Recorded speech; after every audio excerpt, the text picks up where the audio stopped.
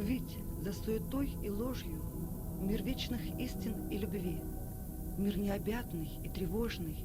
Благослови, благослови, благослови души навеки планету радостей и бед, и стань счастливым человеком от той любви, что есть в тебе. Вениамин Смирнов.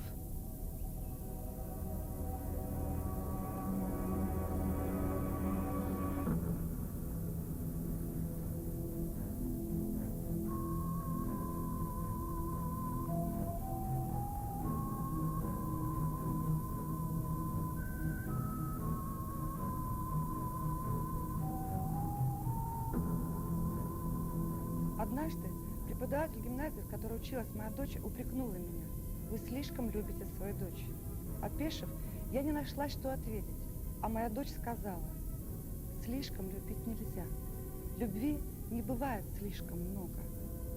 Мне порой кажется, что многие проблемы в нашей жизни возникают из-за того, что мы мало любим, слишком мало любим. А ведь изначально человек открыт для любви.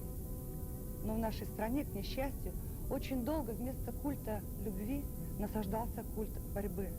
Наши души переполнены, если не ненавистью, то злобой, раздражением или же безразличием.